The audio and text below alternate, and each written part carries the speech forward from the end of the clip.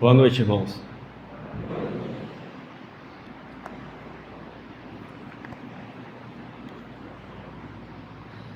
Eu quero contar algo que, depois de 12 anos de silêncio, eu vou contar pela segunda vez.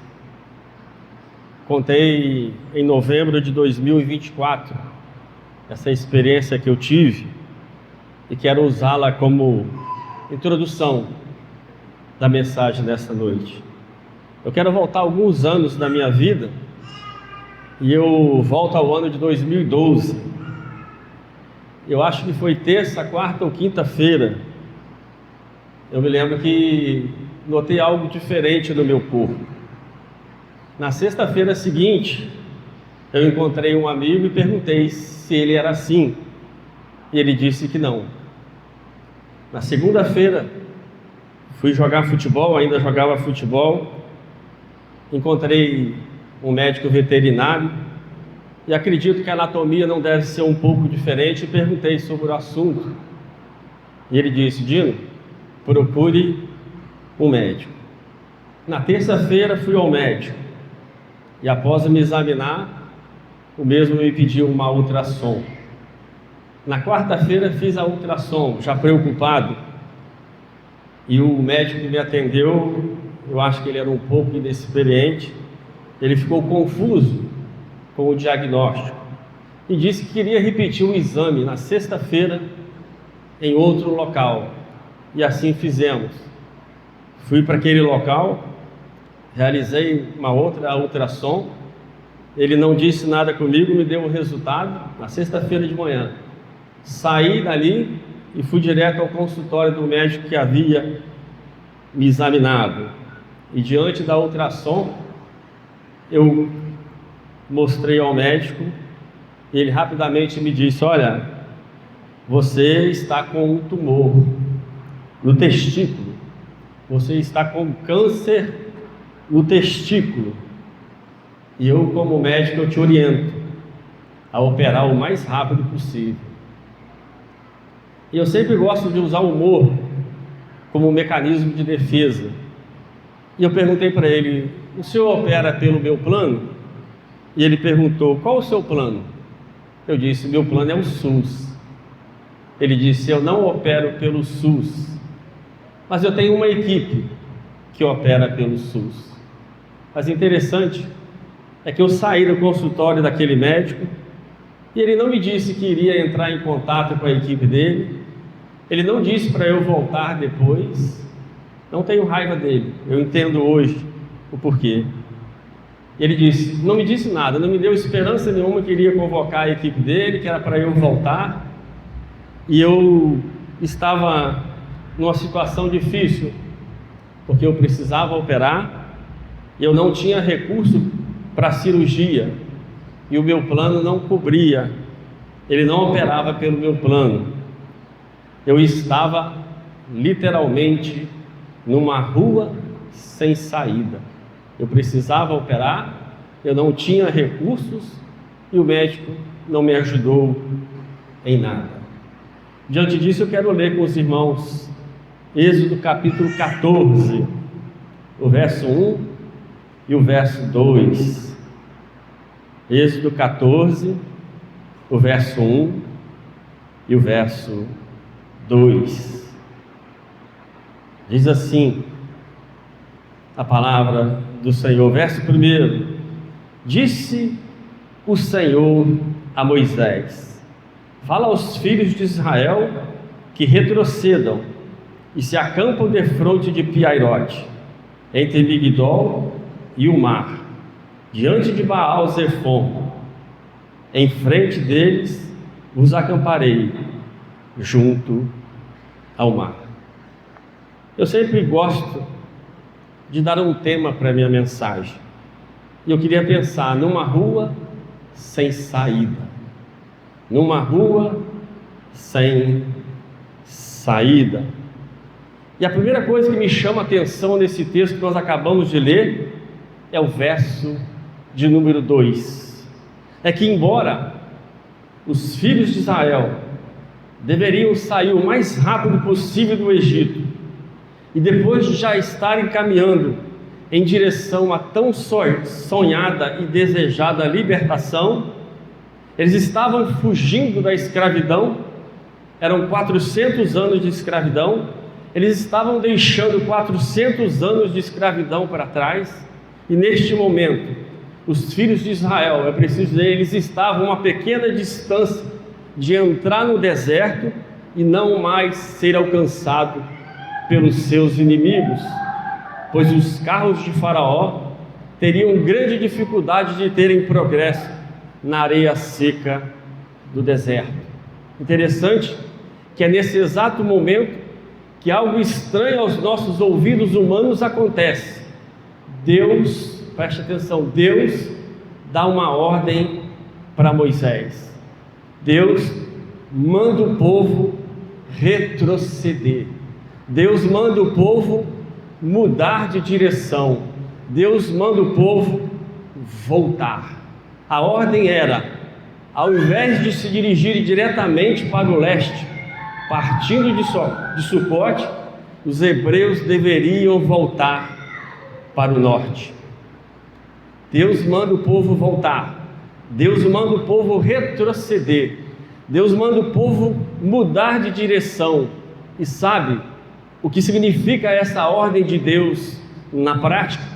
Era para o povo voltar ao invés de caminhar para a tão sonhada libertação. Eles deveriam dar as costas para a terra que iriam possuir. Ao invés de fugir do Egito, eles deveriam voltar em direção ao Egito. Aos olhos humanos, isso era uma loucura. Ao retroceder, ao voltarem, ao mudarem de direção, eles estariam caminhando em direção à escravidão e ao serviço forçado. Ao retroceder, eles estariam mais vulneráveis a Faraó. Mas note, a ordem foi dada por Deus. E aqui eu paro para dizer que é preciso dizer que os princípios de Deus são diferentes dos princípios deste mundo. No reino de Deus, você precisa descer para poder subir. No reino de Deus, você precisa perder para poder ganhar. No reino de Deus, você precisa ser o menor para poder ser o maior. No reino de Deus, você é forte quando você está fraco. No reino de Deus, obedecer é melhor que sacrifícios. É preciso entender os princípios de Deus. E eu creio que muitos não entendem os princípios de Deus, e é por isso que muitos preferem ser escravo no Egito do que caminhar, ser guiado e regido pela poderosa mão do nosso Deus. Interessante é que desejamos avançar em nossa caminhada, mas não estamos dispostos a mudar de direção. Há uns 4 finais de semana atrás, nós estivemos na casa da irmã André e do Júlio, e ali ouvimos um testemunho tão bonito e poderoso, e eu fiquei a pensar, como é difícil voltar, como é difícil retroceder, irmã, mas às vezes é Deus que manda. Se você quiser saber o restante do testemunho, pergunta para a irmã. Deus mandou ela voltar para onde ela não queria voltar, e Deus tinha algo tremendo na vida da nossa irmã. Até gostamos de ser guiados pelas mãos de Deus, desde que o caminho que o Senhor nos conduz seja um caminho tranquilo, um caminho sem curvas perigosas, um caminho sem dificuldades. Nós queremos ser guiados por Deus, mas queremos um caminho de mudança. Interessante é que Deus estava prestes a fazer dos filhos de Israel uma grande nação, de onde viria o Salvador Jesus Cristo, mas para isso eles precisavam aprender a ser guiados, regidos e obedecer às ordens dadas por Deus. Deus, meus irmãos, Ele quer fazer de nós homens que glorifiquem o seu santo nome e anunciem Jesus Cristo como Salvador. Mas para tanto, é preciso que eu e você aprendamos a sermos guiados, obedecendo a palavra do Senhor, ainda que a palavra do Senhor seja retroceda, mude de direção, volte. Deus quer fazer de nós homens que anunciem Jesus Cristo e glorifiquem o seu nome, mas nós precisamos aprender a sermos guiados pela mão do Deus Todo-Poderoso. Às vezes a ordem é retroceda, volte, mude de direção. E nós precisamos aprender a obedecer a voz do Deus Todo-Poderoso. A segunda coisa que me chama a atenção no texto também está no verso 2, onde depois de mandar o povo retroceder, Deus diz para o povo de Israel: acampem-se defronte de Pi-Hahirote. Deus manda o seu povo acampar de frente para Pi-Hahirote. Dr. Russell, ele diz que Pi-Hahirote é a casa da deusa Erete. Outros estudiosos dizem que Pi-Hahirote é a casa do prado. Há ainda um ditado popular que diz que Pi-Hahirote é a casa dos camelos. Mas com todo respeito aos estudiosos, sem querer ser leviano, eu quero acreditar que para os filhos de Israel, neste momento, Pi-Hahirote é muito mais do que palavras e alguns significados. É preciso entender que Pi-Hahirote estava de frente para o mar, e de ambos os lados estava cercado por montanhas. A Bíblia diz, eu nunca entendi, que quando os filhos de Israel viram o faraó e seu exército chegando, eles ficaram em pânico, eles entraram em pânico e começaram a se perder. E eu nunca tinha entendido o pânico dos filhos de Israel até estudar um pouco mais a geografia deste lugar. Sabe por que os filhos de Israel ficaram em pânico quando viram o faraó e seu exército? Porque Pi-Hahirote não tinha saída. Pi-Hahirote era uma rua sem saída. Irmão Marco, por favor, olha só como é que era Pi-Hahirote. Uma rua sem saída, cercada por montanhas e na frente o mar. A segunda foto, meu irmão, Pi-Hahirote era isso aí. Eu nunca entendi o pânico dos filhos de Israel até saber onde eles se encontravam. Às vezes nós ficamos admirados com a falta de fé e com o pânico criado entre os filhos de Israel. Porém, quanto mais conhecemos nossos corações, nós compreendemos que somos semelhantes ou piores que os filhos de Israel. Aqui está uma cena da qual todo esforço humano era inútil. Como eu disse, o mar estava diante deles, atrás vinha Faraó com seu exército, e de ambos os lados estavam as montanhas. Para onde correr? Não tinha para onde correr. Pi-Hahirote era literalmente uma rua sem saída.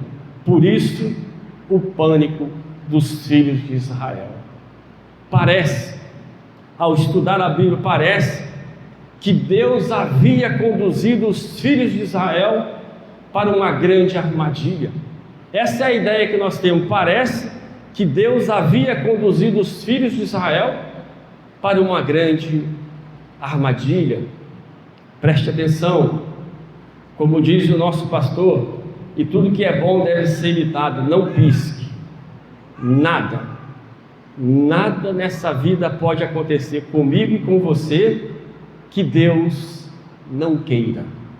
E tudo que Ele quer, por pior que pareça, é na verdade o melhor para cada um de nós.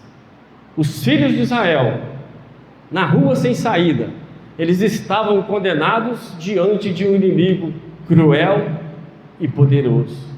Sem dúvida, a posição que Israel se encontrava descrita nos primeiros versos era realmente de causar pânico, medo.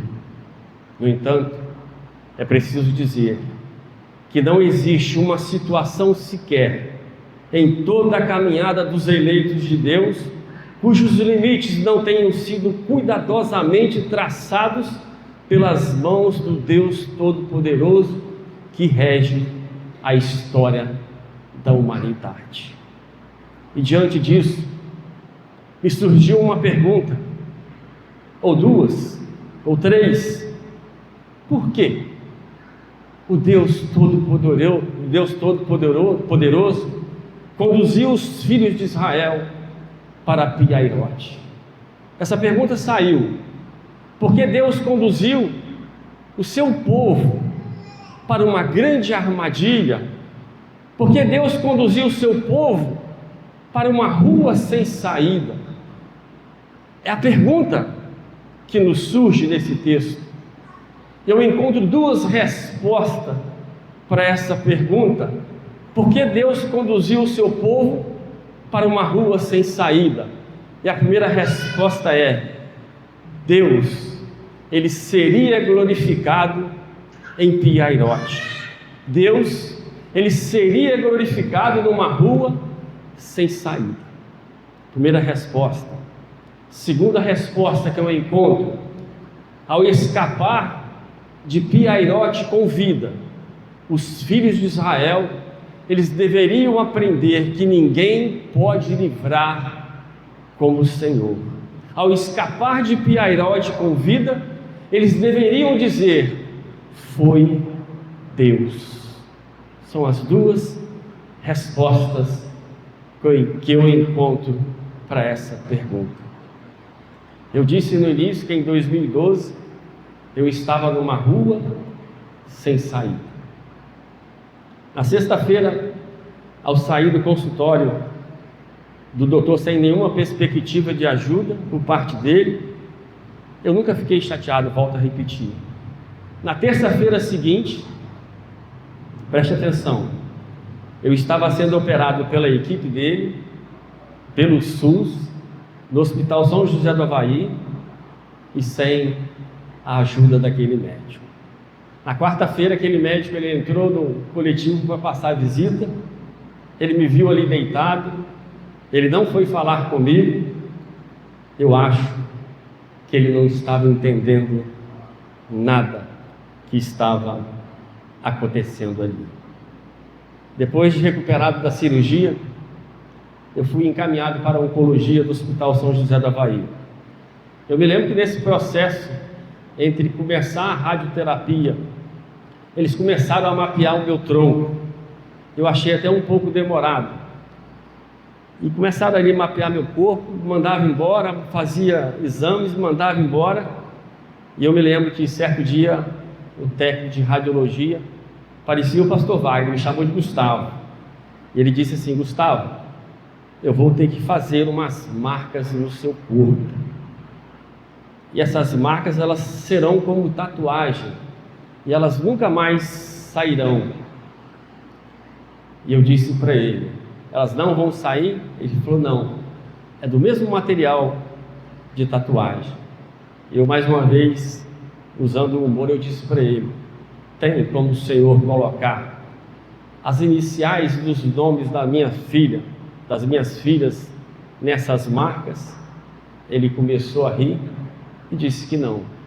Ele disse: Gustavo, serão 3 pontos, tem um aqui e um aqui. E hoje, depois de 13 anos, eu entendo que ele não colocou as iniciais dos nomes da minha filha no meu corpo, mas tem algo escrito nesses 3 pontos que eu demorei um bom tempo para entender. Está escrito no meu corpo, para que eu veja todos os dias e nunca me esqueça que eu saí de uma rua sem saída, sabe por quê? Foi Deus. Aqueles 3 pontos no meu tronco quer dizer, foi Deus. Está escrito aqui, para que eu nunca esqueça que eu estive numa rua sem saída. Eu só consegui sair de lá, sabe por quê? Foi Deus. Em Piairote aprendemos, só Deus pode me livrar em uma rua sem saída. Em Piairote nós aprendemos, só Deus pode livrar numa rua sem saída. No início da história da humanidade, nossos pais, ao pecarem e serem expulsos da presença de Deus, eles colocaram todos os homens em Piairote, ou melhor, numa rua sem saída. Sabe por quê? Porque não tem como o homem se livrar da condenação do pecado. Não tem como o homem se livrar da ira de Deus que cairá sobre este mundo. E para piorar a situação deste homem que pecou e foi expulso da presença de Deus, Ele dá a sua lei.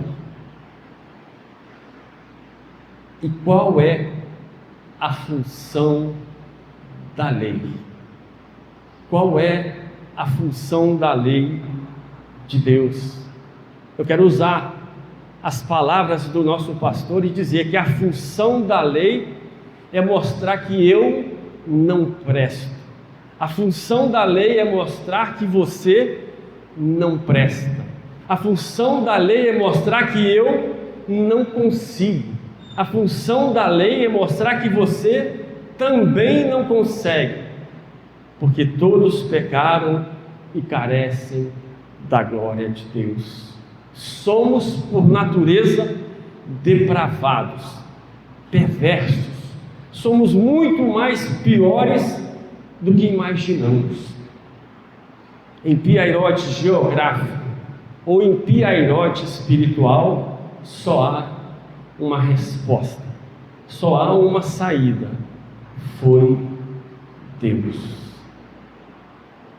A terceira coisa que me chama a atenção no texto, elas estão no versos 13 e nos versos 14, e eu vou ler. Verso 13: aquietai-vos e vede o livramento que o Senhor hoje vos fará.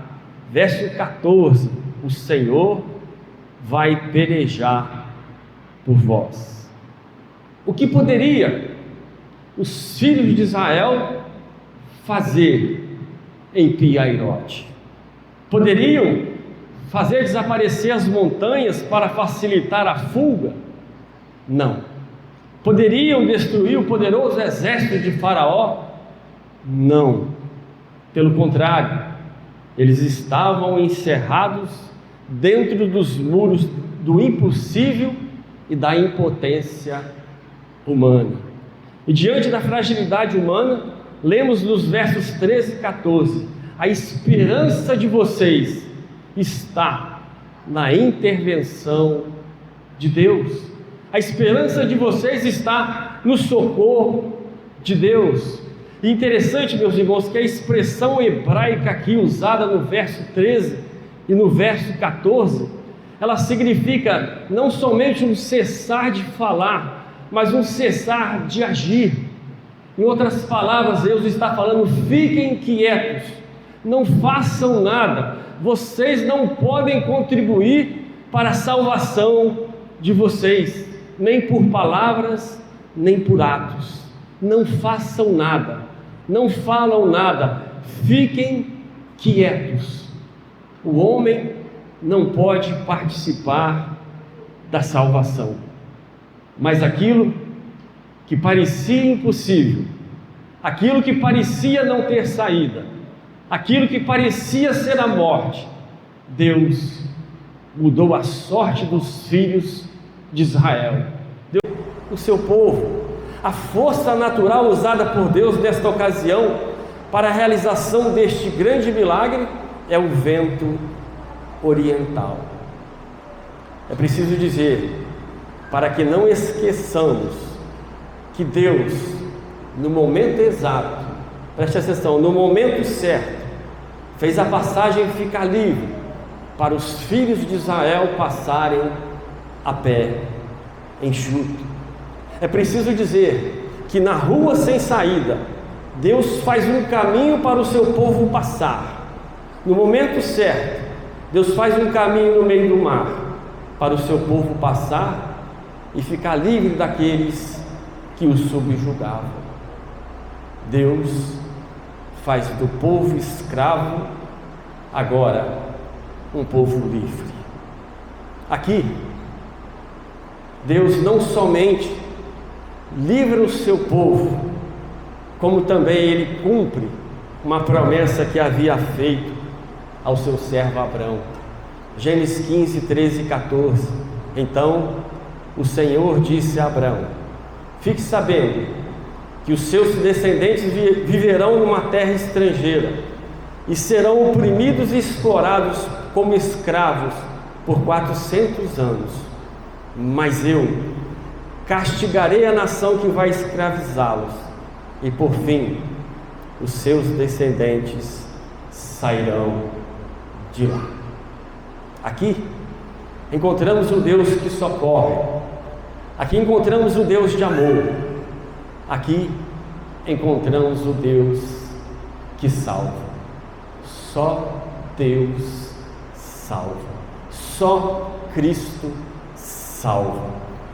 Cristo, Ele é tão poderoso para salvar, que enquanto os soldados se preocupavam com cada detalhe da sua morte, Cristo estava salvando um ladrão ao seu lado. Cristo é o único que pode nos salvar. Mas interessante que no capítulo 14, no verso 27, encontramos também o Deus que julga, encontramos o Deus que condena, o Deus que traz juízo sobre aqueles que o rejeitam. Olha o que diz o verso 27: e o Senhor derribou os egípcios no meio do mar. Não se escandalize, mas o inferno está cheio de pessoas que disseram: amanhã eu me arrependo. E eu quero voltar um pouquinho. E o homem, no quesito espiritual, que também estava numa rua sem saída por causa do pecado.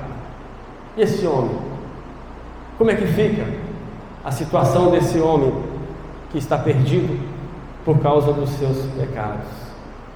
Somos tentados a recorrer aos nossos feitos com o fim de conseguirmos escaparmos da condenação do pecado e da ira de Deus que cairá sobre este mundo.